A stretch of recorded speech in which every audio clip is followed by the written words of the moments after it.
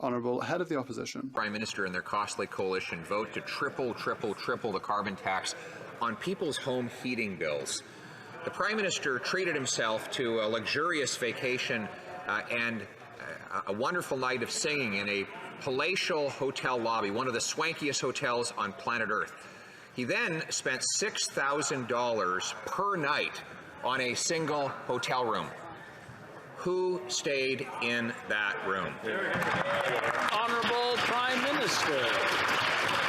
Mr. Speaker, while the Conservatives continue to focus on me, we're going to stay focused on supporting Canadians, whether that's with measures the Conservatives oppose to deliver rental supports for low-income Canadians, or whether that's to make sure that all Canadians can send their kids to the dentist. But we heard the Conservative leader for months talking about freedoms for Canadians, talking about rights and freedoms, and now that a government is preemptively blocking Canadians' fundamental rights and freedoms, not a whisper from this so-called freedom fighter, Mr. Speaker.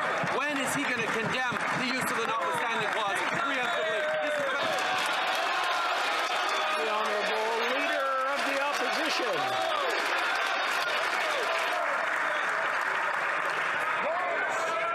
Nice try. Nice try. He's very clever. But here a moment ago, I asked who stayed in the $6,000 a room hotel, $6,000 a night hotel room, and he said that I was focusing on him. Well, I guess that we got our answer then. Well.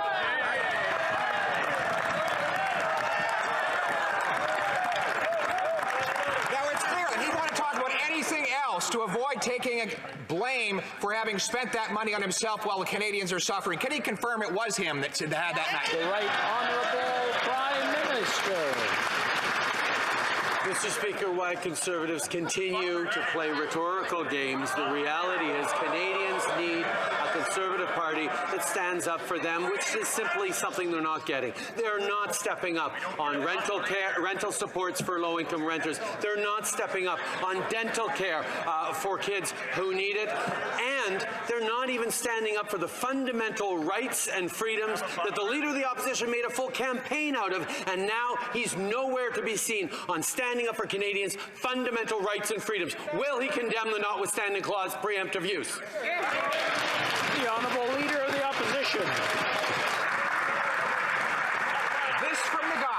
This from the guy that robbed a record amount of Canadian workers' paychecks when he imposed the highest inflation in 40 years on them.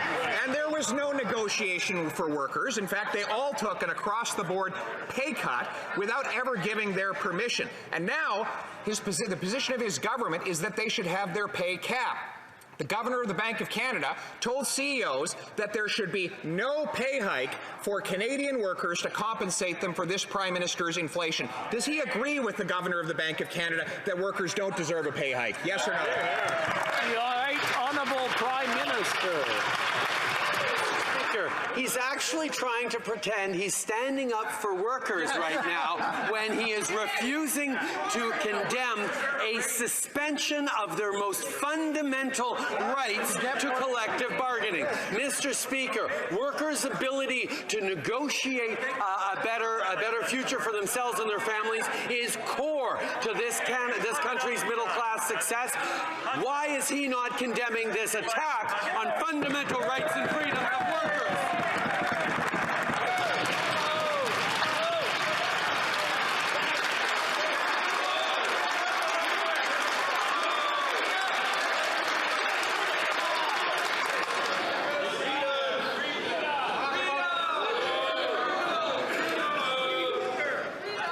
I see the emotions are running a little bit high, so I'm going to ask everybody to take a deep breath. Everybody look at me and take a deep breath. All together now. Okay, now we're going to calm down. The Honourable Leader of the Opposition. I am condemning the attack this Prime Minister has undertaken on Canadian workers by giving them the highest inflation in 40 years, eating up their paychecks so that they cannot afford food. It is this Prime Minister who has sent 1.5 million Canadians to the food bank in the month of March. This Prime Minister who's given them record credit card debt. This Prime Minister who's forced 1 in 5 of them to skip meals because they can't afford to eat. And now his Governor of the Bank of Canada says that those workers don't deserve a raise. I condemn those comments. Will he? Hear, hear, hear. The Right Honourable Prime Minister. Mr. Speaker, one of the most fundamental rights available to workers is to negotiate their pay and their working conditions.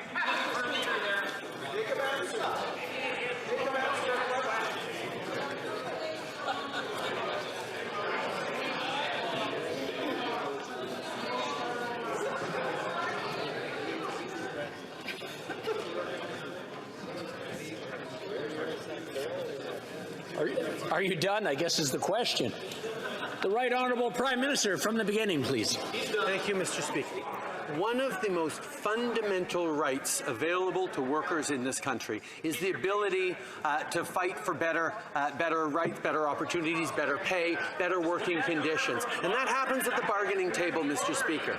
What has happened is they have been stripped of that right to bargain, to negotiate, to talk about a better future for themselves and their families by the preemptive use of a measure designed to suspend and override their fundamental rights and freedoms. But the Leader of the Opposition has refused 6 times to condemn that in this House.